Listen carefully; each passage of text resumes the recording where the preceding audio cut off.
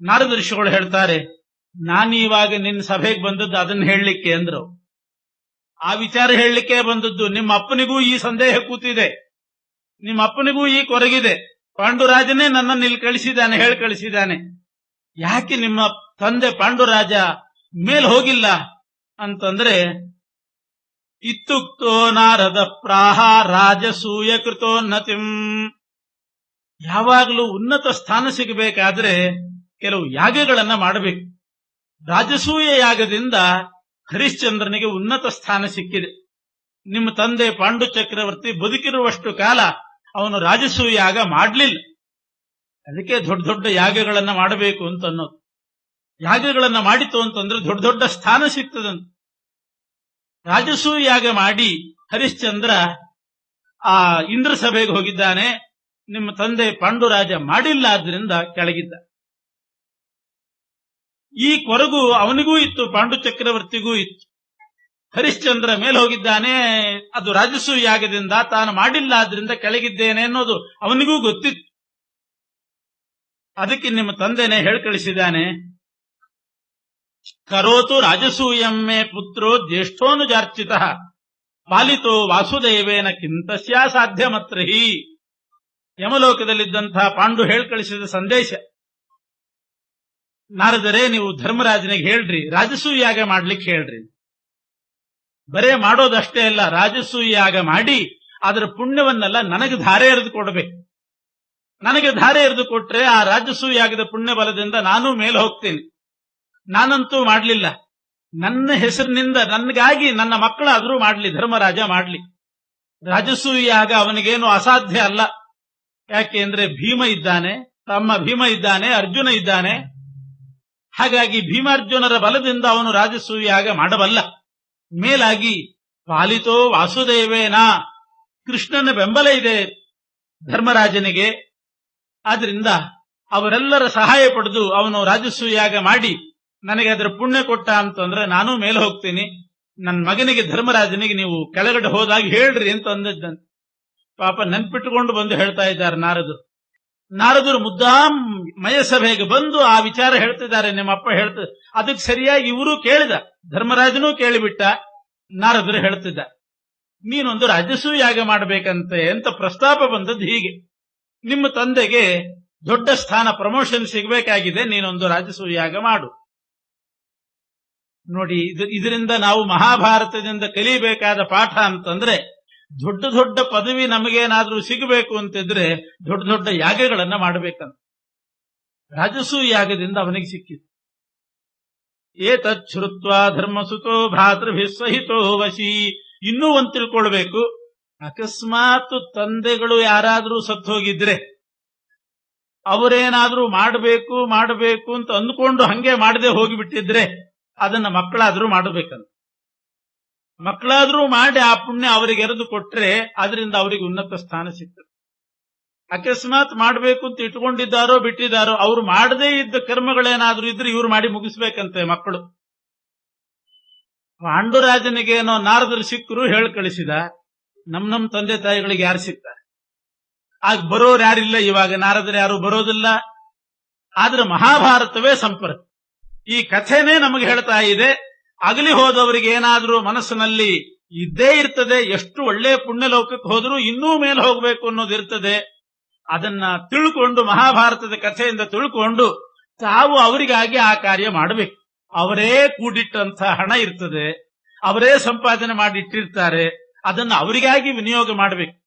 ಅವರ ಆಸ್ತಿ ಪಾಸ್ತಿ ಅದನ್ನೆಲ್ಲ ಇಟ್ಟುಕೊಂಡು ಅವರಿಗಾಗಿ ಏನೂ ಕೂಡ ಮಾಡದೇನೆ ತಾನು ಮಾತ್ರ ಅನುಭೋಗ ಮಾಡಿಕೊಂಡಿದ್ರೆ ಅವರಿಗೆ ದ್ರೋಹ ಮಾಡಿದ ಹಾಗ.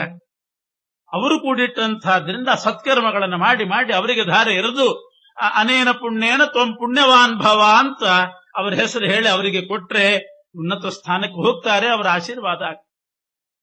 ಈಗ ಈ ನೀತಿಯನ್ನ ಈ ಕಥೆಯಿಂದ ಅರ್ಥ ಮಾಡ್ಕೊಳ್ಬೇಕು. ನಾರದರು ಬಂದು ಹೇಳಿದ್ರು, ಧರ್ಮರಾಜ ಅಲ್ಲೇ ಇದ್ರಲ್ಲ ತಮ್ಮಂದ್ರಲ್ಲ, ಏನಪ್ಪಾ ಏನಂತೀರಿ ಅಂತ ಕೇಳಿದ್ನಂತೆ. ಅವರೆಲ್ಲ ಅಂದ್ರು, ಮಾಡೇ ಬಿಡೋಣ ಅಂದ್ರು. ಪಾಂಡು ಚಕ್ರವರ್ತಿ ನಮ್ಮಪ್ಪನಿಗಾಗಿ ಮಾಡಬೇಕಾದ್ದು, ಮಾಡೇ ಬಿಡೋಣ.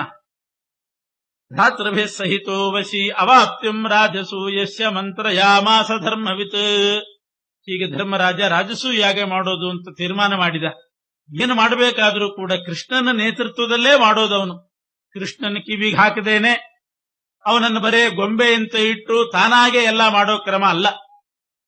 ಒಬ್ಬ ಹಿರಿಯ ಇದ್ದಾನೆ ಅಂತ ಆದಾಗ ಏನು ಮಾಡಿದ್ದು ಏನು ಎಚ್ಚೆ ಯಾವಚ್ಚೆ ಅವರ ಕಿವಿಗೆ ಹಾಕಬೇಕು, ಅವರ ಗಮನಕ್ಕೆ ತರಬೇಕು, ತಂದು ಮಾಡಬೇಕಷ್ಟೇ ಹೊರತು ತಮ್ಮದೇ ತೀರ್ಮಾನ ತಾವೇ ಮಾಡೋದು, ಇನ್ನೊಬ್ಬರನ್ನ ಬರೇ ಉತ್ಸವ ಮೂರ್ತಿ ಅಂತ ಉಪಯೋಗಿಸಿಕೊಳ್ಳೋದು ಅದು ಕ್ರಮ ಅಲ್ಲ. ಆದ್ದರಿಂದ ಕೃಷ್ಣನನ್ನ ಹಾಗೆ ಬರೇ ಉತ್ಸವ ಮೂರ್ತಿ ಆರಾಧನೆಗಾಗಿ ಅಂತ ಇಟ್ಟುಕೊಂಡಿದ್ದಿಲ್ಲ. ಎಲ್ಲ ವೃತ್ತಾಂತವನ್ನು ಅವನ ಕಿವಿಗೆ ಹಾಕಬೇಕು, ಅವನನ್ನು ಇಟ್ಟುಕೊಂಡು ಅವನ ನೇತೃತ್ವದಲ್ಲಿ ಮಾಡಬೇಕು. ಆವಾಗ ಯಶಸ್ವಿ ಆಗ್ತದೆ. ಯಾಕೆ ಅಂತಂದ್ರೆ ಯತ್ರ ಯೋಗೀಶ್ವರ ಕೃಷ್ಣ ಯತ್ರ ಪಾರ್ಥೋ ಧನುರ್ಧರ ತತ್ರ ಶ್ರೀರ್ ವಿಜಯೋ ಭೂತಿ ಧ್ರುವ ನೀತಿರ್ಮತಿರ್ಮಮ. ಎಲ್ಲಾ ಕಡೆನೂ ಲೋಕದಲ್ಲಿ ಇದನ್ನು ಅನುಸರಿಸಬೇಕು. ದೊಡ್ಡವರ ಕಿವಿಗೆ ಪ್ರತಿಯೊಂದನ್ನೂ ಕೂಡ ಹಾಕಿ ತೀರ್ಮಾನಕ್ಕೆ ಬರಬೇಕೆ ಹೊರತು ತಾವಾಗಿ ತಾವು ಯಾವ ಸ್ಟೆಪ್ ಅನ್ನು ಕೂಡ ಇಡ್ಲಿಕ್ಕೆ ಹೋಗಬಾರ್ದು. ಇದರಿಂದ ಅವರಿಗೆ ತೊಂದರೆ ಆದೀತು, ಅವರ ಅವಗ್ರಹಕ್ಕೆ ಗುರಿಯಾದಾರು ಅನ್ನೋದನ್ನು ತಿಳಿಸ್ತಾ ಇದ್ದಾನೆ. ಮಾಡೇಬೇಕು ಹೌದು, ಆದರೆ ಕೃಷ್ಣನ ನೇತೃತ್ವದಲ್ಲಿ ಮಾಡಬೇಕು. ಕೃಷ್ಣನಿಗೊಂದ್ಸಲ ಕಿವಿಗೆ ಹಾಕೋಣಂತೆ, ಅವನ ನೇತೃತ್ವದಲ್ಲೇ ಮಾಡೋಣ, ಅವನನ್ನು ಕರೆಸೇ ಮಾಡೋಣ. ಸುಕಾರ್ಯಮೇತದಿತ್ಯಲಂ ನಿಶಮ್ಯ ಸೋದರೋಧಿತಂ ಅಯಾತಯತ್ ಸ್ವಸಾರಥಿಂ ಸಕೇಶವಾಯ ಭೂಪತಿ. ಇಷ್ಟು ನಿರ್ಧಾರಕ್ಕೆ ಬಂದು ಧರ್ಮರಾಜ ತನ್ನ ಸಾರಥಿಯನ್ನ ದ್ವಾರಕೆ ಕಳಿಸ್ತಾ ಇದ್ದಾನೆ. ಕೃಷ್ಣನ ಹತ್ರ ಹೋಗಿ ರಾಜಸೂಯಾಗ ಮಾಡೋ ಪ್ರಸ್ತಾಪವನ್ನ ಮಾಡಿ ಕೃಷ್ಣನ್ ಕರ್ಕೊಂಡೇ ಬರಬೇಕು ಅಂತ ಕಳಿಸಿದ. ಈ ಸಾರಥಿ ಬರೋ ಹೊತ್ತಿಗೆ ಸರಿಯಾಗಿ ಇನ್ನೊಬ್ಬ ದೂತ ಬಂದಂತೆ. ಆ ದೂತ ಎಲ್ಲಿಂದ ಬಂದ ಅಂತಂದ್ರೆ ಜರಾಸಂಧನ ಬಂಧನದಲ್ಲಿ ಅನೇಕ ರಾಜರಿದ್ರಂತೆ. ಜರಾಸಂಧ 22,800 ರಾಜರನ್ನು ಕೂಡಿ ಹಾಕಿದ್ನಂತೆ. ಒಬ್ರಿಬ್ಬರಲ್ಲ, 22,800 ರಾಜರನ್ನು ಕೂಡಿ ಹಾಕಿದ್ದಾನೆ. ಅವರೆಲ್ಲ ಯಾರು ಅಂತಂದ್ರೆ ಕೃಷ್ಣನ 16,108 ಜನ ಪತ್ನಿಯರಿದ್ರಲ್ಲ, ಅದ್ರಲ್ಲಿ 16,100 ಜನ ನರಕಾಸುರನ ಬಂಧನದಲ್ಲಿದ್ದವರು. ಅವರನ್ನೆಲ್ಲ ವಿವಾಹ ಮಾಡಿಕೊಂಡಿದ್ದ. ಆ ಕೃಷ್ಣನ ಹೆಂಡಂದಿರ ಸಂಬಂಧಿಕರಂತೆ ಇವರೆಲ್ಲ. 16,100 ಜನರಿಗೆ ಸಂಬಂಧಿಕರು ಅಂದ್ರೆ ಒಂದು 22,800 ಜನ ಆಗ್ತಾರೆ. ಏನು ಒಬ್ಬೊಬ್ಬರಿಗೆ ಇಬ್ರಿಬ್ರು ಲೆಕ್ಕ ಹಾಕಿದ್ರೆ ಬೇಕಾದಷ್ಟು ಆಗ್ತಾರೆ, ಅಣ್ಣ ತಮ್ಮ ಅಂತ ಲೆಕ್ಕ ಹಾಕಿದ್ರು. ಆದ್ರಿಂದ ಆ ಕೃಷ್ಣನ ಹೆಂಡಂದಿರ ಬಂಧುಗಳನ್ನೆಲ್ಲ ಆ ಜರಾಸಂಧ ಕೂಡಿ ಹಾಕಿದ್ನಂತೆ. ಕೃಷ್ಣನ ಹೆಂಡಂದಿರನ್ನ ಕೂಡಿ ಹಾಕಿದ್ದವನು ನರಕಾಸುರ, ಅವನ ಬಂಧುಗಳನ್ನೆಲ್ಲ ಕೂಡಿ ಹಾಕಿದ್ದವನು ಜರಾಸಂಧ. ಆ ರಾಜರೆಲ್ಲ ಸೇರಿ ಒಬ್ಬ ದೂತನನ್ನು ಕೊಟ್ಟು ಕಳಿಸಿದ್ರಂತೆ, ಕೃಷ್ಣನ ಹತ್ರ ಹೋಗಿ ನಮ್ ವಿಚಾರ ಹೇಳು ಅಂತ. ಅವರದ್ದೇನಾಗಿದೆ ಪರಿಸ್ಥಿತಿ ಅಂತಂದ್ರೆ ಅವರೆಲ್ಲ ಕೃಷ್ಣನ ವಿವಾಹ ಬಂಧುಗಳು ಅಂತ ಕರೀತಾರೆ. ಅವರನ್ನ ಹೆಂಡತಿಯ ಸಂಬಂಧಿಕರನ್ನ ವಿವಾಹ ಬಂಧುಗಳು.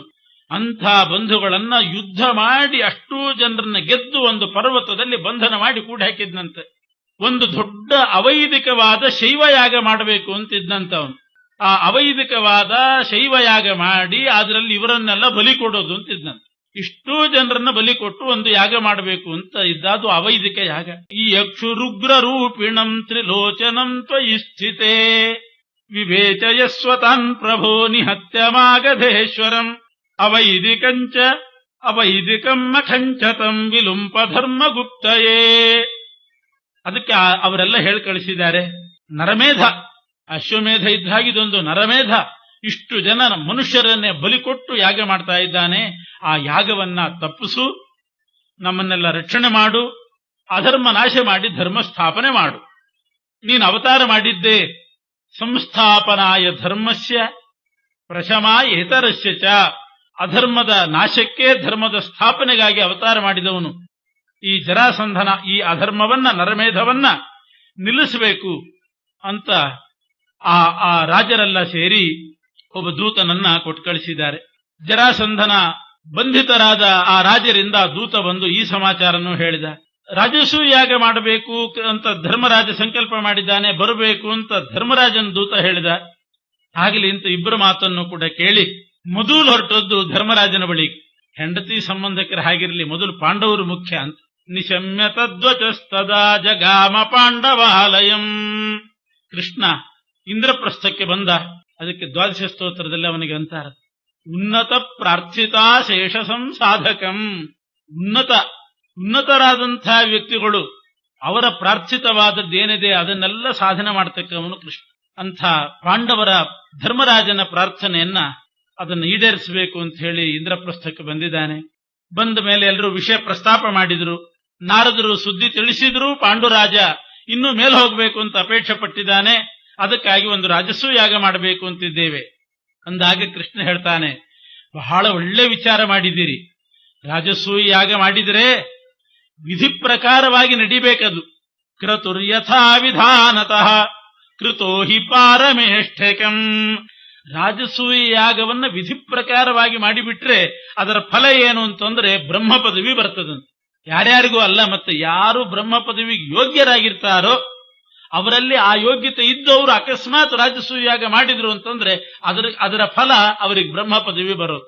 ಪದನ್ನಯೇತ ತತ್ಪದೇ ಸುಯೋಗ್ಯಮೇವ ನಾನ್ಯಥಾ. ಯೋಗ್ಯರಾದವರಿಗೆ ಬ್ರಹ್ಮ ಪದವಿ ಬರ್ತದೆ, ಪಾರಮೇಷ್ಠ ಪದ. ಅಯೋಗ್ಯರಾಗಿದ್ರೆ ಅಂಥವ್ರು ಮಾಡಬಾರದು ಅಂತೇನಿಲ್ಲ.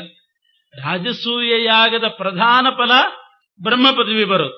ಅದಕ್ಕೆ ಯೋಗ್ಯತೆ ಇಲ್ದಿದ್ದವರು ಮಾಡಬಾರ್ದು ಅಂತೇನಿಲ್ಲ, ಅವರೂ ಕೂಡ ಮಾಡಬಹುದು. ಮಾಡಿದ್ರೆ ಮೋಕ್ಷಕ್ಕೆ ಹೋದಾಗ ಅವರಷ್ಟೇ ಯೋಗ್ಯತೆ ಇದ್ದವರು ಯಾರಿರ್ತಾರೆ ಅವರಿಗಿಂತ ಸ್ವಲ್ಪ ಮೇಲ್ಮಟ್ಟದವನಾಗ್ತಾನ.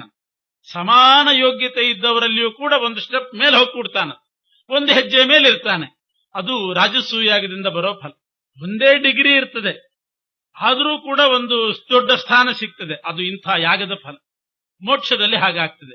ಮೋಕ್ಷದಲ್ಲಿ ಮಾತ್ರ ಅಂತಲ್ಲ, ಸಂಸಾರಾವಸ್ಥೆಯಲ್ಲಿರುವಾಗಲೂ ಕೂಡ ಯಾರಾದರೂ ರಾಜಸೂಯ ಯಾಗ ಮಾಡಿದರೆ ಆವಾಗ ಸಮಾನ ಯೋಗ್ಯತೆ, ಸಮಾನ ವಿದ್ಯಾಭ್ಯಾಸ, ಸಮಾನವಾದ ಕ್ವಾಲಿಫಿಕೇಶನ್ ಇದ್ರೂ ಕೂಡ ಅವರಿಗೆ ಒಂದು ದೊಡ್ಡ ಸ್ಥಾನವೇ ಸಿಕ್ಕಿರ್ತದೆ. ಅವರೆಲ್ಲರಿಗಿಂತಲೂ ಕೂಡ ಮೇಲ್ಪದವಿ ಅವರಿಗೆ ಸಿಕ್ಕಿರ್ತದೆ. ಎಲ್ಲರೂ ಒಂದೇ ರೀತಿ ಪರೀಕ್ಷೆ ಪಾಸ್ ಮಾಡಿರ್ತಾರೆ, ಆದರೂ ಕೂಡ ಅವರಿಗೆ ಈ ಯಾಗದ ಬಲದಿಂದ ದೊಡ್ಡ ಸ್ಥಾನ ಸಿಕ್ಕಿರ್ತದೆ. ಸಂಸಾರಾವಸ್ಥೆಯಲ್ಲೂ ಸಮಾನ ಯೋಗ್ಯರಿಗಿಂತ ಉತ್ತಮನಾಗಿರ್ತಾನೆ, ಮೋಕ್ಷದಲ್ಲಿಯೂ ಉತ್ತಮನಾಗಿರ್ತಾನೆ. ಬ್ರಹ್ಮ ಪದವಿಗೆ ಯೋಗ್ಯನಾಗಿದ್ರೆ ಬ್ರಹ್ಮ ಪದವಿನೇ ಸಿಗ್ತದೆ.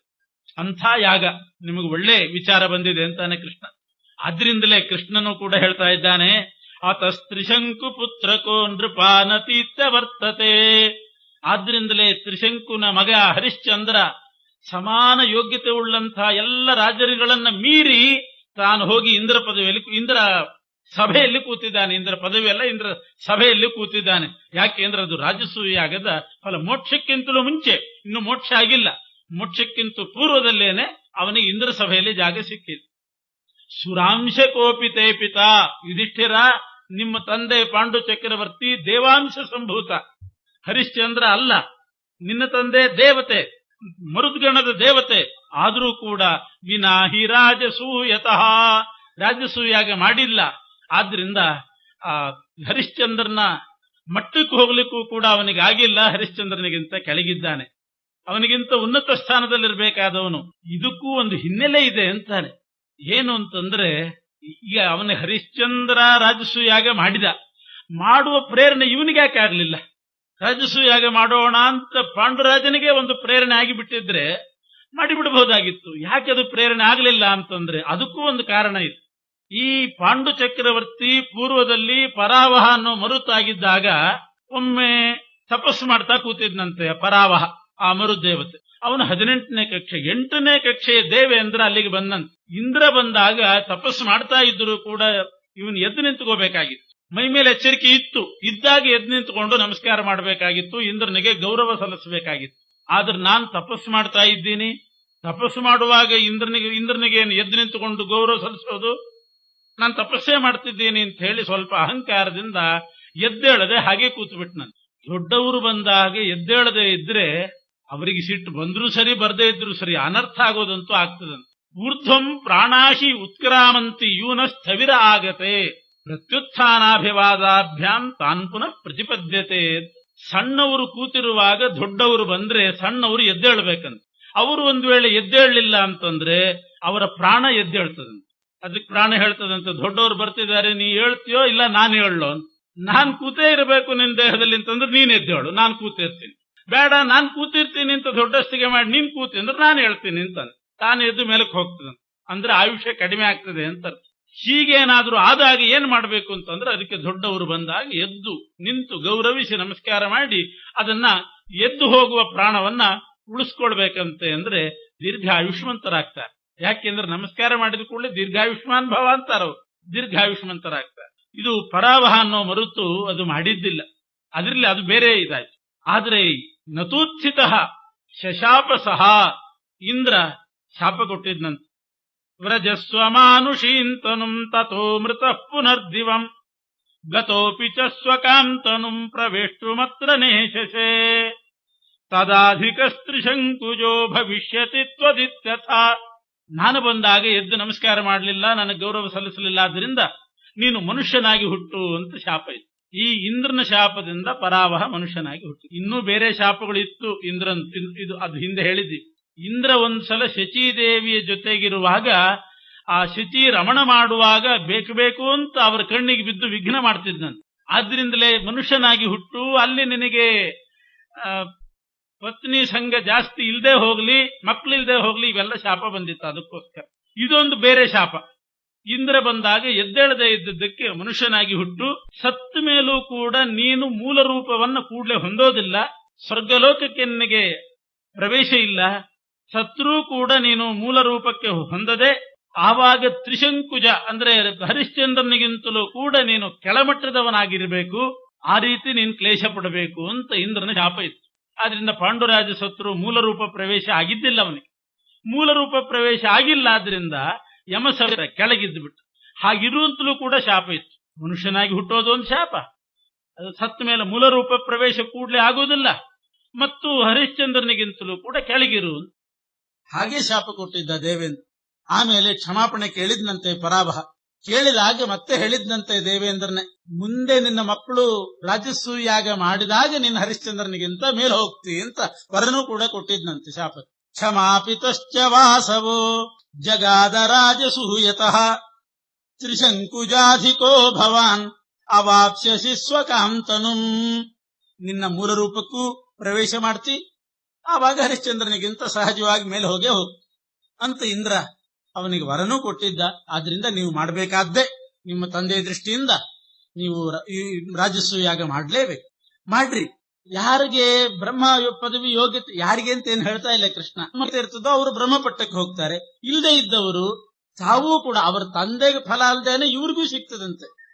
ಎಷ್ಟೋ ಜನರು ಹಾಗೆ ಅನುಮಾನ ಮಾಡ್ತಾರೆ, ಅಯ್ಯೋ ನಾವು ಅವ್ರ ಹೆಸರಲ್ಲಿ ಮಾಡಿ ಪುಣ್ಯ ಎಲ್ಲ ಅವ್ರಿಗೆ ಕೊಟ್ರೆ ನಮಗತಿ ಏನು ಅಂತ. ನಮ್ಮಪ್ಪ ನನಗೇನು ಅಂಥ ಪ್ರೀತಿ ತೋರಿಸ್ತಾ ಇದ್ದಿಲ್ಲ, ಏನಿಲ್ಲ. ಕೆಲವರು ಹಾಗಿರ್ತಾರಂತೆ. ಪಿತೃಪಿತಾಮಹ ಪ್ರಪಿತಾಮರನ್ನ ಆವಾಹನೆ ಮಾಡಿ, ಯಾಕೆಂದ್ರೆ ಅವನಿಗೆ ಏನೋ ದ್ರೋಹ ಮಾಡಿಬಿಟ್ಟಿದ್ನಂತ ಅವರಪ್ಪ. ಮಾಡೋದ್ ಮಾಡಿ ಹಿಂಗಂತಿದ್ದಾನಂತ. ಹಂಗೆಲ್ಲ ಮಾಡ್ತಕ್ಕದ್ದಲ್ಲ, ಮರಣಾಂತಾನೇ ವೈರಾಣಿ ಅಂತ ಲೆಕ್ಕ. ಏನಾದ್ರೂ ವೈರ ಮಾಡೋದೇ ಅಲ್ಲ, ಮಾಡಿದ್ರು ಮರಣಾಂತಾನೇ ವೈರಾಣಿ ಅಷ್ಟೇ ಹೊರತು ಮತ್ತೆ ಮುಂದಿಲ್ಲ ಯಾರಿಗೂ ಕೂಡ. ಹಾಗಿರುವಾಗ ಮಾಡ್ಲೇಬೇಕು, ಅವರಿಗೂ ಫಲ ಸಿಗ್ತದೆ, ಇವರಿಗೂ ಸಿಗ್ತದೆ.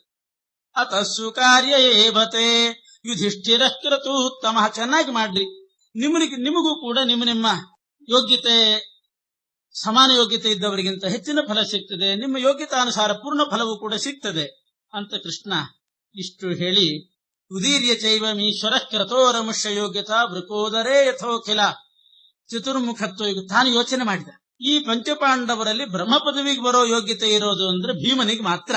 ಭೀಮನಿಗೆ ಬ್ರಹ್ಮ ಪದವಿಗೆ ಬರೋ ಯೋಗ್ಯತೆ ಇರೋದ್ರಿಂದ ಅವನಿಗೆ ಉತ್ಸಾಹ ಬರಬೇಕು, ರಾಜಸೂಯಾಗ ಮಾಡೋ ಉತ್ಸಾಹ ಅವನಿಗೆ ಬರಬೇಕು. ಆ ರೀತಿಯಾದಂತಹ ಒಂದು ಪ್ರಸಂಗ ನಿರ್ಮಾಣ ಮಾಡಬೇಕು ಅಂತ ಮತ್ತೆ ಪುನಃ ಕೃಷ್ಣ ಮಾತು ಮುಂದುವರಿಸಿ ಹೇಳ್ತಾ ಇದ್ದಾನೆ. ಕೆಲವರಿಗೆ ಈ ಭೀಮ ವಾಯುದೇವರ ಸ್ವಭಾವನೆ ಹಾಗೆ, ಯಾವುದನ್ನು ಕೂಡ ಅವರು ಮೊದಲು ಉತ್ಸಾಹ ತಗೊಂಡು ಮಾಡೋದಿಲ್ಲ. ಸಮುದ್ರ ಉಲ್ಲಂಘನೆ ಮಾಡಬೇಕು ಅಂತ ಬಂದಾಗ ನಾ ಹಾರ್ತೀನಿ ಅಂತ ಹನುಮಂತ ಮುನ್ನುಗ್ಲಿಲ್ಲ. ಉಳಿದವ್ರಿಗೆ ಯಾರಿಗೂ ಆಗೋದಿಲ್ಲ ಅಂತ ಆದಾಗ ಮತ್ತೆ ಹನುಮಂತ ನಾನು ಹಾರ್ತೀನಿ ಹಾಗಾದ್ರೆ ಅಂತ ಬಂದ. ಮಧ್ವಾಚಾರ್ಯರು ಕೂಡ ಅಷ್ಟೇನೆ, ಒಂದೇ ಸಲ ಅವತಾರ ಮಾಡಲಿಲ್ಲ. 21 ಭಾಷ್ಯಗಳಾದ ಮೇಲೆ ಅವ್ರಿಗೆ ಯಾರಿಗೂ ಕೂಡ ವೇದವ್ಯಾಸ ದೇವರ ಹೃದಯ ಅರ್ಥ ಆಗದೆ ಇದ್ದಾಗ ನಾನು ತಿಳಿಸ್ತೇನೆ ಅಂತ 22ನೇ ಭಾಷ್ಯಕಾರರಾಗಿ ಬಂದ್ರು. ಅಂತೇ ಸಿದ್ಧಸ್ತು ಸಿದ್ಧಾಂತ ಮಧ್ವಸ್ಯ ಆಗಮ ಏವಹಿ, ಅವರೇ ಕೊನೆಗೆ ಬಂದದ್ದು. ಅಂತೇ ಸಿದ್ಧವಾದ ಸಿದ್ಧಾಂತ ಇದು. ಭೀಮಸೇನ್ ದೇವರು ಕೂಡ ಹಾಗೇನೆ, ದೃಪದ ನಿಗ್ರಹ ಮಾಡುವಾಗ ನಾವು ಮುಂದೆ ಹೋಗೋಣ ಅಂತ ಹೋಗ್ಲಿಲ್ಲ. ಸುಮ್ಮನೆ ಅವರೆಲ್ಲ ಹೋಗ್ಲಿ, ಕೌರವರು ಏಟು ತಿಂದು ಬರ್ಲಿ, ಆಮೇಲೆ ಹೋಗೋಣ. ನಾವೇ ಹೋಗಿಬಿಟ್ರೆ ಬರೇ ದೃಪದ ನಿಗ್ರಹ ಆಗ್ತದಷ್ಟೇ ಹೊರತು ಕೌರವರಿಗೆ ಏಟು ಬೀಳೋದಿಲ್ಲ ಅಂತ. ಅವ್ರಿಗೊಂದ್ಸಲ ಏಟು ಬೀಳ್ಬೇಕು, ಬಿಟ್ಟು ಏಟು ಬಿದ್ದ ಮೇಲೆ ಆಮೇಲೆ ನಾವು ಹೋಗೋಣ ಅಂತ. ಹೀಗೆ ಕೆಲವು ಸಂದರ್ಭಗಳಲ್ಲಿ ಭಾರಿ ನೀತಿ ಭೀಮಂದು ಕೂಡ ಮುನ್ನುಗ್ಗೋದಿಲ್ಲ. ಅದೇ ರೀತಿ ಇಲ್ಲಿ ರಾಜಸೂಯಾಗಕ್ಕೆ ಅವನು ಮುನ್ನುಗ್ಗೋದಿಲ್ಲ, ಅವನಿಗೆ ಉತ್ಸಾಹ ಬರುವಂತೆ ಮಾತಾಡಬೇಕು.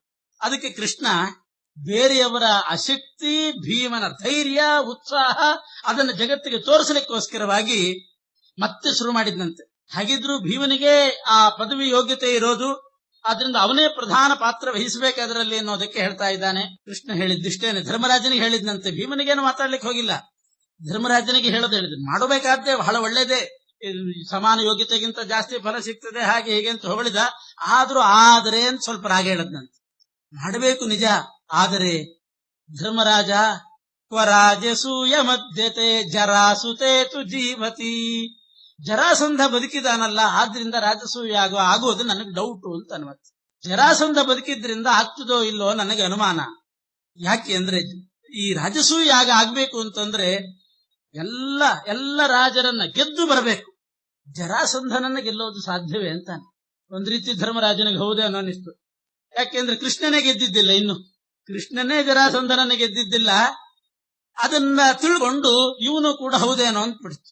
ಕ್ವರಾಜಸೂಯ ಮಧ್ಯತೆ ಜರಾಸುತೆ ತು ಜೀವತಿ, ಜರಾಸಂಧ ಬದುಕಿರೋದ್ರಿಂದ ಆಗ್ತದೋ ಇಲ್ವೋ. ಜಯೇತ್ಕಯೋಪಿ ಸೀರಿಣ, ಅದನ್ನು ಅಂತಾನೆ, ನಾನು ಮತ್ತು ಬಲರಾಮ ಇಬ್ರು ಸೇರಿ ಜರಾಸಂಧನ ಹತ್ರ ಎಷ್ಟೋ ಬಾರಿ ಯುದ್ಧ ಮಾಡಿದ್ವಿ, ಬಲರಾಮನಿಗೂ ಕೊಲ್ಲಿಕ್ಕಾಗ್ಲಿಲ್ಲ ಅಂತಾನೆ. ತನ್ನ ಸುದ್ದಿ ಬಿಟ್ಬಿಟ್ಟ, ತನಗಿಂತ ಬಲರಾಮ ಶ್ರೇಷ್ಠ ಅನ್ನೋ ಹಾಗೆ ಅಲ್ಲಿಲ್ಲ, ಇನ್ಯಾರು ಅವನನ್ನು ಕೊಲ್ಲೋದು, ಇನ್ಯಾರು ಗೆಲ್ಲೋದು? ಅವನಂತೂ ಗೆಲ್ಲದೆ ಕಾಣಿಕೆ ಕೊಡೋದಿಲ್ಲ, ಕೊಲ್ಲಬೇಕು, ಕೊಲ್ಲಿಕ್ಕಂತೂ ಸಾಧ್ಯ ಇಲ್ಲ. ಬಲರಾಮನೇ ಕೊಂದಿಲ್ಲ, ತಾನು ಭಾರಿ ಸಣ್ಣವನು ಅಂತಂದಂಗೆ. ಅಲ್ರಿ ನಮ್ದು ಬಿಡ್ರಿ, ಅವ್ರಿಗಾದ್ರೂ ಸತ್ಕಾರ ಮಾಡ್ಬೇಕೋ ಬೇಡ ಅಂತ ಹೇಳ್ತಿರ್ತಾರೆ ಕೆಲವರು. ಅಂದ್ರೆ ಭಾರಿ ದೊಡ್ಡವರು ಅವರು, ಅವರಿಗೆ ಮಾಡ್ಲಿಲ್ಲ, ತಮಗಾಗಿಲ್ಲ ಅನ್ನೋದು ಇರ್ತದೆ. ಅದನ್ನ ಅವ್ರ ಹೆಸರು ಹೇಳಿರ್ತಿರ್ತಾರೆ, ಅವ್ರ ಹೆಸರು ಮಾಡಿ ತಮಗ ಅಗೌರವ ಮಾಡಿದ್ರು ಅಂತ ಹೇಳಿಲ್ಲ. ನಮ್ದು ಬಿಡ್ರಿ, ನಮ್ದು ಲೆಕ್ಕಕ್ಕಿಲ್ಲ, ನಾನದನ್ನ ಹಚ್ಕೊಂಡಿಲ್ಲ, ಅವ್ರಿಗೆ ಹಿಂಗ್ ಮಾಡಿದ್ರು ಅಂತ ಆ ಲೆಕ್ಕ ಹೇಳ್ತಿದ್ದಾನೆ ಕೃಷ್ಣ. ಅಲ್ಲ, ಬಲರಾಮನಿಗೆ ಅವನನ್ನ ಕೊಲ್ಲಿಕ್ಕಾಗ್ಲಿಲ್ಲ, ಅವನನ್ನ ಗೆಲ್ಲಿಕ್ಕಾಗ್ಲಿಲ್ಲ. ಮೃತೋನಯೋಪಿ ಸೀರಿಣ ಜಯೇತ್ಕಯೇವ ಸಂಯುಧ, ಅಂಥ ಜರಾಸಂಧನ ಹತ್ರ ಯುದ್ಧ ಮಾಡಿ ಅವನನ್ನು ಗೆದ್ದುಕೊಂಡು ಬಂದು ರಾಜಸೂಯಾಗ ಮಾಡಬೇಕು, ಯಾರಿದ್ದಾರೆ ಅವನನ್ನು ಗೆಲ್ಲುವವರು ಅಂತ ಬೇಕು ಅಂತ ಭೀಮನಿಗೆ ಸ್ವಲ್ಪ ಒಳಗೊಳಗೆ ಅವನಿಗೆ ಹುರಿದುಂಬಿಸ್ಬೇಕು. ನಾನಿರುವಾಗ ಕೃಷ್ಣ ಇಂಥ ಮಾತಾಡ್ತಿದ್ದಾನಲ್ಲ ಅಂತ ಅನಿಸ್ಬೇಕು. ಅದಕ್ಕೆ ಹಿಂಗಂತ ಇದ್ದಾನೆ. ಯಾಕೆಂದ್ರೆ ವಿರಿಂಚ ಶರ್ವ ವಾಕ್ಯತಃ, ಆ ಜರಾಸಂಧನಿಗೆ ಬ್ರಹ್ಮದೇವರ ವರ ಇದೆ ಅಂತ ಬೇರೆ ಅಂದ. ಚತುರ್ಮುಖ ಬ್ರಹ್ಮದೇವರ ವರ ಇದೆ, ರುದ್ರದೇವರ ವರ ಇದೆ, ಎಲ್ಲಾ ಲೋಕವನ್ನು ಗೆಲ್ಲುವವನೇ ಅವನು. ಸ್ಥಿತೇ ತುತೆ ಜರಾಸುತೆ ನ ಸೇತ್ಸತಿ ಕ್ರತುತ್ತಮಃ, ಬಹಳ ಒಳ್ಳೆಯಾಗ ಇಷ್ಟು ಫಲ ಇದೆ ಅಂತ ಮಹತ್ವ ಹೇಳಿ, ಆದರೆ ಅದು ನಿನ್ ಕೈಲಿ ಆಗೋ ಕೆಲಸ ಅಲ್ಲ ಅಂದ್ಬಿಟ್ಟು ಪೂರ್ತಿ ನಿರುತ್ಸಾಹಗೊಳಿಸಿದ ಧರ್ಮರಾಜನ್ನ. ಅಷ್ಟು ಹೇಳಿದ್ದೇ ತಡ, ಜರಾಸಂಧ ಅಂತ ಹೆಸರು ಹೇಳಿದ ಕೂಡಲೇ ಧರ್ಮರಾಜ ಅಂತಾನೆ, ಹಾಗಾದ್ರೆ ನಮ್ಮಪ್ಪ ಅಲ್ಲೇ ಇರ್ಲಿ, ಯಮಸಭೆಯಲ್ಲೇ ಇರ್ಲಿ ಅಂದ್ಬಿಟ್ಟು. ಈ ಇಂದ್ರ ಸಭೆಗೆ ಹೋಗಿ ಮಾಡ್ಬೇಕಾದ್ರು ಏನ್, ಯಮಸಭೆನೂ ಚೆನ್ನಾಗೇ ಇದೆ ಅಂತ ಅಲ್ಲೇ ಇರುವಲ್ನಾಕ. ನಿವರ್ತಿತಂ ಮನಕ್ರತೋರಲಮ್ಮ ಮಾಮುನಾ ಪ್ರಭೋ, ಬೇಡ, ನಾನು ಅದ್ರದ್ದು ಐಡಿಯಾ ಡ್ರಾಪ್ ಮಾಡಿದ್ದೆ, ನೀನ್ ಬೇಕಾದ್ರೆ ಇನ್ನು ವಾಪಸ್ ಹೋಗೋದಾದ್ರೂ ಹೋಗು ಅಂತಾನೆ. ಇದಕ್ಕೋಸ್ಕರ ಕರೆಸಿದ್ದು ರಾಜಸೂಯಾಗಕ್ಕೆ. ಅಲ್ಲಿಂದ ಇಲ್ಲಿ ತನಕ ಬಂದು ಈ ಮಾತು ಹೇಳ್ತಾನೆ ಕೃಷ್ಣ. ಅಲ್ಲೇ ಒಂದ್ ಮಾತು ಹೇಳಿಬಿಟ್ಟಿದ್ರೆ ನಿನ್ನನ್ನೇ ಬೇಡ ಅಂದ್ಬಿಡ್ತಿದ್ದೆ ಅಂತ. ಅಲ್ಲಿಂದ ಇಲ್ಲಿ ತನಕ ಬಂದು ನಿನ್ ಕೈಯಲ್ಲಿ ಆಗೋ ಕೆಲಸ ಅಲ್ಲ ರಾಜಸೂಯಾಗ ಅಂತಾನೆ.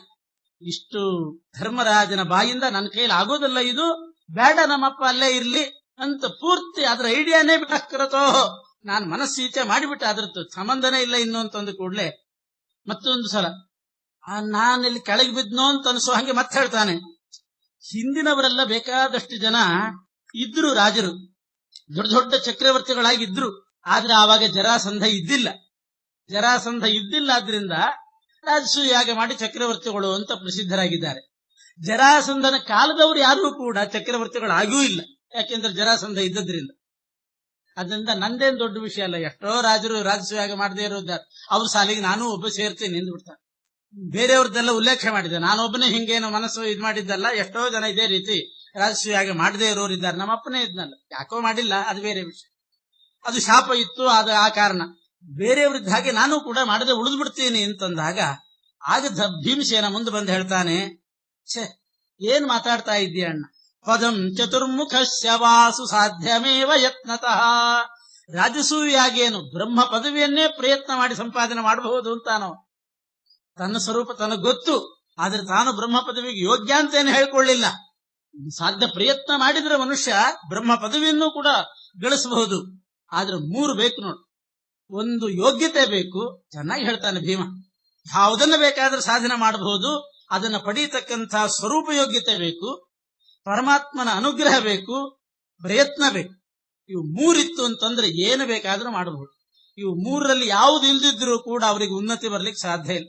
ನಿಜಾನುಭಾವ ವರ್ಜಿತಾ ಹರೇರನುಗ್ರಹೋಜ್ಜಿತಾ ಮಹಾಪ್ರಯತ್ನ ವರ್ಜಿತ ಜನಾನ ಜಗ್ಮುರುನ್ನತಿಂ. ಅಂಥವ್ರಿಗೆ ಉನ್ನತಿ ಇಲ್ಲ. ಈಗ ನನಗೆ ಅದು ಮೂರೂ ಇದೆ ಅಂತಾನೆ ಭೀಮ. ಸ್ವರೂಪ ಯೋಗ್ಯತೆ ನನಗಿದೆ ಅಂತಾನೆ. ರಾಜಸೂಯ ಯಾಗ ಮಾಡುವಂತ ಯೋಗ್ಯತೆ ನನಗಿದೆ. ಯಾಕೆಂದ್ರೆ ಬ್ರಹ್ಮ ಪದವಿಗೆ ಯಾರು ಯೋಗ್ಯರೋ ಅವರೇ ಮಾಡಬಹುದು. ತನ್ನ ಯೋಗ್ಯತೆ ತನಗೆ ಗೊತ್ತು ಭೀಮನಿಗೆ. ಋಜುಗಳ ಸ್ವರೂಪನೇ ಹಾಗಿರ್ತದಂತೆ. ತಮ್ಮ ಸ್ವರೂಪ, ತಮ್ಮ ಯೋಗ್ಯತೆ, ಅದರ ಇತಿ ಎಲ್ಲ ಗೊತ್ತಿರ್ತದಂತೆ. ಬೇರೆಯವರಿಗೆ ಅಷ್ಟು ಯೋಗ್ಯತೆ ಜ್ಞಾನ ಇರೋದಿಲ್ಲ. ತಮ್ಮ ಯೋಗ್ಯತೆ ಏನು ಅಂತ ಗೊತ್ತಿರೋದು. ಮಾಡಬೇಕು, ಒಳ್ಳೆ ಕೆಲಸ ಮಾಡಬೇಕು ಅಂತ ಪ್ರಯತ್ನ ಮಾಡ್ತಿರ್ತಾರೆ. ನಮ್ದು ಎಂಥ ಯೋಗ್ಯತೆ ಏನು ಅಂತ ಗೊತ್ತಿರೋದಿಲ್ಲ. ಭೀಮಸೇನ ದೇವರಿಗೆ ತಮ್ಮ ಸ್ವರೂಪ ಚೆನ್ನಾಗಿ ಗೊತ್ತು. ಮಧ್ವಾಚಾರ್ಯರಿಗೆ ತಮ್ಮ ಸ್ವರೂಪ ಏನು ಅಂತ ಚೆನ್ನಾಗಿ ಗೊತ್ತು. ಅದಕ್ಕೆ ಹೇಳ್ತಾರೆ, ಮಧ್ವೋ ಎತ್ತು ತೃತೀಯ ಮೇತದಮುನಾ ಗ್ರಂಥಕೃತ ಕೇಶವೇ ಯಸ್ಯತ್ರೀನ್ಯುದಿತಾನಿ ವೇದವಚನೆ ರೂಪಾಣಿ ದಿವ್ಯಾನ್ಯಲಂ. ವಾಯುದೇವರಿಗೆ 3 ರೂಪ ಇದೆ ಅಂತ ವೇದವಚನದಲ್ಲೇನು ಬಂದಿದೆ. ಅಪೌರುಷೇಯ ವೇದದಲ್ಲಿ, ಬಳಿತ್ಥಾ ಸೂಕ್ತದಲ್ಲಿ ಹನುಮ, ಭೀಮ, ಮಧ್ವ ಅಂತ 3 ರೂಪ ಇದೆ ಅಂತ ಬಂದಿದೆಯಲ್ಲ, ಆ 3ನೇ ರೂಪ ಮಧ್ವನೇ ನಾನು ಅಂತಾರೆ ಮಧ್ವಾಚಾರ್ಯ. ವೇದ ಪ್ರತಿಪಾದ್ಯನಾದವರು ನಾನು. ವಾಯುದೇವರ 3ನೇ ಅವತಾರ, ವೇದ ಪ್ರತಿಪಾದ್ಯ ವ್ಯಕ್ತಿ ನಾನು. ಅಂಥ ವೇದ ಪ್ರತಿಪಾದ್ಯನಾದ, ಬಳಿತ್ಥಾ ಸೂಕ್ತ ಪ್ರತಿಪಾದ್ಯನಾದ ವಾಯುದೇವರ 3ನೇ ಅವತಾರನಾದ ನಾನು ಈ ಗ್ರಂಥವನ್ನ ಪರಮಾತ್ಮನ ಪಾದಾರವಿಂದ ಅರ್ಪಣೆ ಮಾಡ್ತಿದ್ದೀನಿ ಅಂತ. ಇದು ಅಹಂಕಾರದ ಮಾತಲ್ಲ ಹಿಂಗೆ ಹೇಳ್ಕೊಂಡದ್ದು. ತಮ್ಮ ಶಿಷ್ಯರಿಗೆ ತಾವು ಯಾರು ಅಂತ ಗೊತ್ತಾಗ್ಲಿ, ತಮ್ಮನ್ನು ಅನ್ಯಥೋಪಾಸನೆ ಮಾಡೋದು ಬೇಡ ಅಂತ ಮಧ್ವಾಚಾರ್ಯ ಹೇಳ್ಕೊಂಡಿದ್ದಾರೆ. ಯಸ್ಯತ್ರೀಣ್ಯುದಿತಾನಿ ವೇದ ವಚನೆ ರೂಪಾಣಿ ದಿವ್ಯಾನ್ಯಲಂ ಭಟ್ ತದ್ದರ್ಶತ ಇತ್ತಮೇವ ನಿಹಿತಂ ವೇದಸ್ಯ ಭರ್ಗೋ ಮಹತ್ ವಾಯೋ ರಾಮವಚಂ ವಚೋ ನಯಂ ಪ್ರಥಮಕಂ ಪೃಚ್ಛೋ ದ್ವಿತೀಯಂ ವಪುಃ ಮಧ್ವೋ ಯತ್ತು ತೃತೀಯಮೇ ತದಮುನಾ ಗ್ರಂಥ ಕೃತ ಕೇಶವೇ. ಅದೇ ರೀತಿ ಭೀಮ ಹೇಳ್ಕೊಳ್ತಾನೆ, ನಾನು ಬ್ರಹ್ಮ ಪದವಿಗೆ ಯೋಗ್ಯ, ಆ ಯೋಗ್ಯತೆ ನನ್ನಲ್ಲಿದೆ. ರಾಜಸೂಯ ಯಾಗ ಮಾಡೋ ಯೋಗ್ಯತೆ ನನಗಿದೆ ಅಂತಾನೆ. ಸ್ಥಿರೋನುಭಾವ ಏವಮೇ. ಅನುಭವ ಅಂದ್ರೆ ಯೋಗ್ಯತೆ ನನಗಿದೆ. ಪರಮಾತ್ಮನ ಅನುಗ್ರಹ ಬೇಕಲ್ಲ. ಮಹಾನ್ ಅನುಗ್ರಹೋ ಹರೇ. ಅಂತಿಂಥ ಅನುಗ್ರಹ ಅಲ್ಲ, ಮಹಾ ಅನುಗ್ರಹ ಪರಮಾತ್ಮದು. ಪರಮಾನುಗ್ರಹ ನನ್ನ ಮೇಲಿದೆ ಅಂತಾನೆ ಭೀಮ. ಯಾಕೆ ಅಂದ್ರೆ ತನ್ನ ತಮ್ಮನಾದಂಥವನು ಅರ್ಜುನ, ಭೀಮನ ತಮ್ಮ ಅನ್ನೋ ದೃಷ್ಟಿಯಿಂದ ಎಷ್ಟು ಅರ್ಜುನನ ಏಳಿಗೆ ಕಾರಣನಾಗಿದ್ದಾನೆ. ಅರ್ಜುನನ ಮಾಡಿದಂತಹ ಅಪರಾಧಗಳನ್ನು ಹೇಗೆ ಕ್ಷಮಾ ಮಾಡಿದ. ಯಾವಾಗ ನೋಡಿದ್ರು ದ್ವಾರಕ್ಕೆ ಅನ್ನೋದು ಲೆಕ್ಕಕ್ಕೆ ಮಾತ್ರ ಇರೋದೆಲ್ಲ ಇಲ್ಲೇನೆ ಇಂದ್ರಪ್ರಸ್ಥದಲ್ಲೇ ಇವ್ರ ಜೊತೆಗೆ ಇರ್ತಾ ಇದ್ದ. ಇಷ್ಟು ಅನುಗ್ರಹ ನಮ್ಮ ಮೇಲೆ ಮಾಡಿದ್ದಾನೆ. ಅದರಿಂದ ಪರಮಾತ್ಮನ ಅನುಗ್ರಹ ಅಂತೂ ಇದ್ದೇ ಇದೆ, ಯೋಗ್ಯತೆ ಇದೆ. ಇನ್ನು ಪ್ರಯತ್ನ ಮಾಡೋಣ. ಅದೊಂದು ಮಾಡಿದ್ರೆ ಆಯ್ತು. ಪ್ರಯತ್ನಮೇಕಮಗ್ರತೋ ನಿಧಾಯ ಭೂತಿ ಮಾಪ್ನುಮಃ. ಯೋಗ್ಯತೆ ಇದ್ದು ಪರಮಾತ್ಮನ ಅನುಗ್ರಹ ಇದ್ರೆ ಪ್ರಯತ್ನ ಕೈಗೂಡೇ ಕೊಡ್ತು. ನಾವು ಆ ಕೆಲಸ ಮಾಡಿಬಿಡೋಣ ಅಂತ ಹೇಳಿದಾಗ ಆಗ ಕೃಷ್ಣ ಮತ್ತೆ ಹೇಳ್ತಾನೆ, ಇನ್ನೊಂದ್ಸಲ ಧರ್ಮರಾಜನ ಏನಂತ ನೋಡೋಣ ಅಂತ. ಅವನ ಸ್ವರೂಪ ಸ್ವಲ್ಪ ಪ್ರಕಟ ಆಗ್ಬೇಕಲ್ಲ. ಭೀಮನಿಗೂ ಮತ್ತು ಯುಧಿಷ್ಠಿರನಿಗೂ ಕಂಪೇರ್ ಮಾಡ್ಬೇಕು. ಅದಕ್ಕೆ ಕೃಷ್ಣ ಮತ್ತೆ ಹೇಳಿದ್ನಂತೆ, ಯಜ್ಞ ನಡೆಯೋದಂತೂ ಭೀಮನಿಗಂತೂ ಹುರುಪ್ ಬಂತು ಅಂತ ಆಯ್ತು, ಇನ್ನೂ ಸ್ವಲ್ಪ ಹುರುಪ್ ಬರ್ಬೇಕವ. ಅದಕ್ಕೆ ಕೃಷ್ಣ ಮತ್ತೆ ಹೇಳ್ತಾನೆ, ಜರಾಸಂಧನನ್ನು ಕೊಲ್ಲದ ಹೊರತು ರಾಜಸೂಯ ಯಾಗ ಆಗೋದಿಲ್ಲ ಅಂತ ಮೊದಲೇ ನಾನು ಹೇಳಿದ್ದೀನಿ. ಅದ್ರ ವಿಚಾರ ಮಾಡ್ಬೇಕೀಗ. ಬ್ರಹ್ಮ ಪದವಿ ಯೋಗ್ಯತೆ ಭೀಮನಿಗಿದೆ, ಅಷ್ಟು ಬಂತು. ತಾನು ಹೇಳಿದ ನನಗೆ ಯೋಗ್ಯತೆ ಇದೆ, ಪರಮಾತ್ಮನ ಅನುಗ್ರಹ. ಜರಾಸಂಧನ ವಧೆ ಆದ್ರೆ ಮಾತ್ರ ರಾಜಸೂಯ ಯಾಗ ಆಗೋದು. ಜರಾಸಂಧನ ವಧೆ ಯಾರು ಮಾಡ್ತಾರೆ, ಯಾರಿಗೆ ಮಾಡ್ಲಿಕ್ಕೆ ಸಾಧ್ಯ? ಆದ್ರೆ ವೈಶಿಷ್ಟ್ಯ ಏನು? ಜರಾಸಂಧ ಸತ್ರು ಏನೇನ್ ಲಾಭ? ಎಷ್ಟೋ ಜನ ಕೂತಿದ್ರ ಅವಾಗ, ಯಾವಾಗ ಸಾಯ್ತಾನಪ್ಪ ಇವನು ಅಂತ. ಅವನು ಸತ್ರು ಸಾಕು, ಎಲ್ಲ ಇಡೀ ಜಗತ್ತೇ ಉದ್ಧಾರ ಆಗ್ತದೆ ಅಂತ ಕಾಯ್ತಾ ಇದ್ರು. ಅಂಥವನೊಬ್ಬ ಆಗಿಬಿಟ್ಟಿದೆ ನೋಡಿ. ಇಡೀ ಜಗತ್ತಿಗೆ ಕಳಂಕನಾಗಿದ್ದ. ಆದ್ರೆ ಯಾರೂ ಆ ಸಾಹಸಕ್ಕೆ ಕೈ ಹಾಕ್ತಾ ಇದ್ದಿಲ್ಲ. ಯಾಕೆ ಅಂದ್ರೆ ಸ ಏಕ ಏವ ಪೂರುಷೋ ಜರಾಸುತೋದ್ಯ ವರ್ತತೆ. ಎಲ್ಲ ಸಜ್ಜನರಿಗೆ ವಿರೋಧಿಯಾಗಿ ಸಜ್ಜನರ ಮನಸ್ತಾಪ ಮಾಡಿಕೊಂಡಿದ್ದದ್ದು ಒಬ್ಬನೇ ಒಬ್ಬ ವ್ಯಕ್ತಿ ಅಂತಂದ್ರೆ ಜರಾಸಂಧ ಆಗಿದ್ದವನು. ತಥಾ ಸತಾಂ ಸಮಾಶ್ರಯೋ ಯದುದ್ಭವ ಸತಾಂಗುಣ. ಎಲ್ಲ ಅಸಜ್ಜನರಿಗೆ ಅವನ ಆಶ್ರಯ ಅಂತ. ದುಷ್ಟರಿಗೆಲ್ಲ ಆಶ್ರಯ ಕೊಟ್ಟು ದುಷ್ಟರ ಒಂದು ಕೂಟ ಮಾಡಿಕೊಂಡು ಬಹಳ ಅಭಿವೃದ್ಧನಾಗಿ ಅಸಜ್ಜನರ ಬೆಂಬಲ ಕಟ್ಟಿಕೊಂಡು ಇದ್ದವನು ಆವಾಗ ಜರಾಸಂಧ ಒಬ್ಬ. ಅವನನ್ನು ಕೊಲ್ಲಬೇಕಾದ್ರೆ ಎಲ್ಲ ಸಜ್ಜನರಿಗೆ ಯಾರು ಆಶ್ರಯ ಕೊಡ್ತಕ್ಕಂಥವರು ಅವರು ಅವನನ್ನು ಕೊಲ್ಲಬೇಕು. ಎಲ್ಲ ಸಜ್ಜನರಿಗೆ ಆಶ್ರಯ ಕೊಡುವವರು ಆಗ್ಬೇಕವ್ರು. ಸಜ್ಜನರ ಮೇಲೆ ಅಷ್ಟು ಪ್ರೀತಿ ಇರಬೇಕು, ಅಂಥವರು ಅವನನ್ನು ಕೊಲ್ಲಬೇಕು. ಆದ್ರಿಂದ ಅಂಥ ಸಕಲ ಸಜ್ಜನರಿಗೆ ಆಶ್ರಯ ಕೊಟ್ಟು ಎಲ್ಲ ಸಜ್ಜನರ ಹಿತ ಬಯಸುವವನು ಯಾನಿದ್ದಾನೆ ಅಂತ ಯೋಚನೆ ಮಾಡಿಕೊಂಡು ಎಲ್ಲ ಅಸಜ್ಜನರ ಬೆಂಬಲ ಇರ್ತಕ್ಕಂಥ ಆ ಜರಾಸಂಧನನ್ನು ಕೊಲ್ಲುವವನನ್ನು ಒಬ್ಬನ ಮೊದಲು ಹುಡುಕು ಅಂತಾನೆ ಕೃಷ್ಣ. ಅಲ್ಲೇ ಇದ್ದಾನೆ, ಹುಡುಕೋದೇನ್ ಬಂದ. ಅದು ಧರ್ಮರಾಜನಿಗೆ ಅದು ಗೊತ್ತಿದೆಯೋ ಇಲ್ಲೋ ಅಂತನ್ಲಿಕ್ಕೆ ಮಾತಾಡ್ತಾನೆ. ಅಂಥವನೊಬ್ಬನನ್ನು ಹುಡುಕಿ ಕಳಿಸು, ನೋಡು, ವಿಚಾರ ಮಾಡು, ಅಂಥವ್ರು ಯಾರಿದ್ದಾರೆ ಅಂತ ವಿಚಾರ ಮಾಡಿ ಕಳಿಸು. ಅವನು ಹೋಗಿ, ನಿನ್ನಿಂದ ಕಳಿಸಲ್ಪಟ್ಟಂತ ಅವನು ಹೋಗಿ ಒಂದು ವೇಳೆ ಆ ಜರಾಸಂಧನನ್ನ ಕೊಂದ ಅಂತಂದ್ರೆ, ಜರಾಸಂಧ ಸತ್ತ ಅಂತಂದ್ರೆ ಎಲ್ಲ ಸಜ್ಜನರಿಗೆ ಕ್ಷೇಮ ಆಯ್ತು ಅಂತಲೇ ಅರ್ಥ.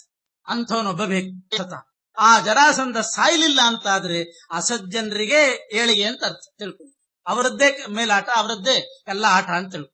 ಅವನನ್ನ ಕೊಂದ್ರೆ ಸಪಾರಮೇಷ್ಠ ಸತ್ಪದಂ ಪ್ರಯಾತ್ಯ ಸಂಶಯಂ ಯುಧಿ. ಯುದ್ಧ ಮಾಡಿ ಜರಾಸಂಧನನ್ನು ಕೊಂದವನು ಬ್ರಹ್ಮ ಪದವಿಗೆ ಬಂದೇ ಬರ್ತಾನೆ. ಅವನು ವೇದ ಧರ್ಮ ಪರಿಪಾಲಕನಾಗ್ತಾನೆ.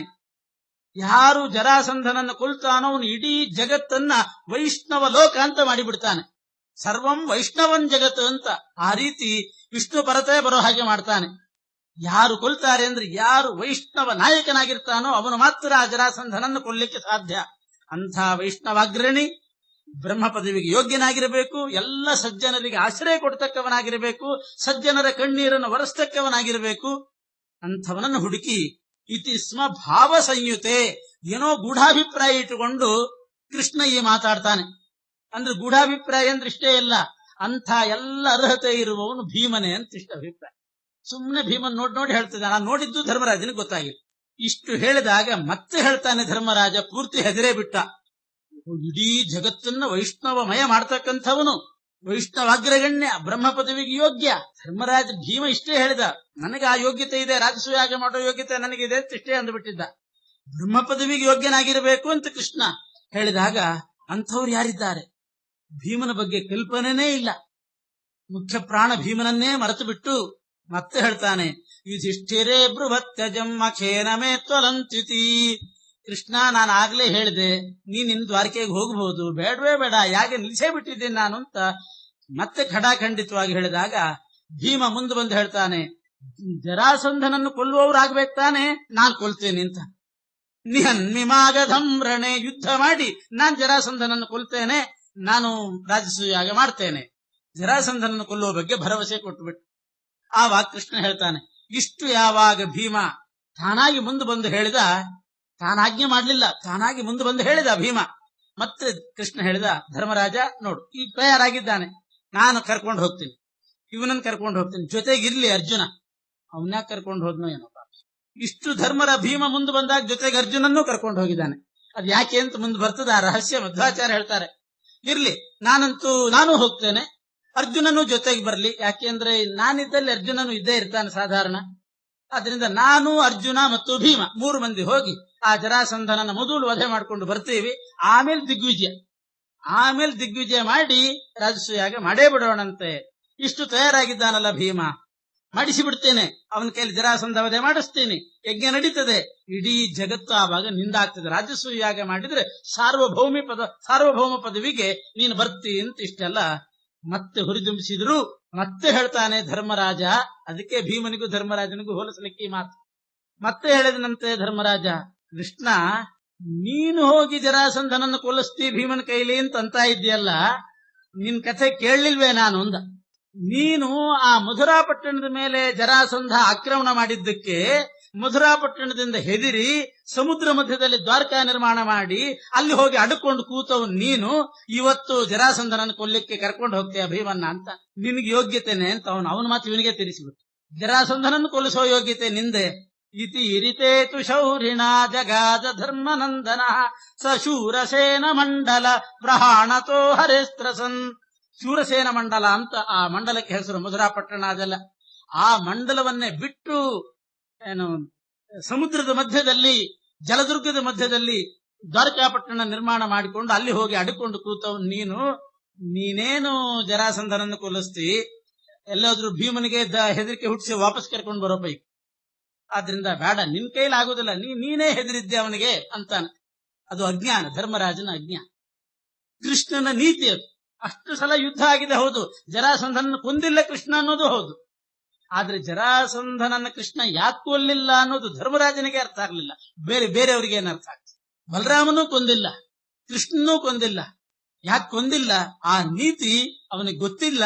ಏನೋ ಅಪಾರ್ಥ ಮಾಡಿಕೊಂಡು ಧರ್ಮರಾಜ ಜರಾಸಂಧನಿಗೆ ಹೆದರಿದ್ದಾನೆ ಕೃಷ್ಣ ಅಂತ ತಿಳ್ಕೊಂಡು ಹೇಳ್ತಾನೆ, ಕೃಷ್ಣ, ನೀನು ನನ್ನ ಮನಸ್ಸಿದ್ದ ಹಾಗೆ, ಭೀಮ ಮತ್ತು ಅರ್ಜುನ ನನ್ನ ಎರಡು ಕಣ್ಣಿದ್ದ ಹಾಗೆ. ನೀವು 3 ಜನರನ್ನ ನಾನು ಈ ಸ್ಥಾನದಲ್ಲಿ ಇಟ್ಟುಕೊಂಡಿದ್ದೀನಿ. ಇವರಿಬ್ಬರು 2 ಕಣ್ಣು, ನೀನು ಮನಸ್ಸು ಅಂತಂದ್ರೆ ನನ್ನ ಮನಸ್ಸು ಹೋಯ್ತು, 2 ಕಣ್ಣು ಹೋಗ್ಬಿಟ್ಟ ಹಾಗೆ. ಆದ್ರಿಂದ ಖಂಡಿತ ನೀವು ಹೋಗೋದು ಬೇಡ. ಅವನ ಪಾಟಿಗೆ ಅವನು ಮಗಧ ದೇಶದಲ್ಲಿ ಇರ್ಲಿ. ನಮ್ಮ ತಂದೆ ಅವನಷ್ಟಕ್ಕೆ ಅವನು ಯಮಸಭೆಯಲ್ಲಿರ್ಲಿ, ನಮ್ಮಷ್ಟಕ್ಕೆ ನಾವಿಲ್ಲಿರೋಣ ಅಂತ.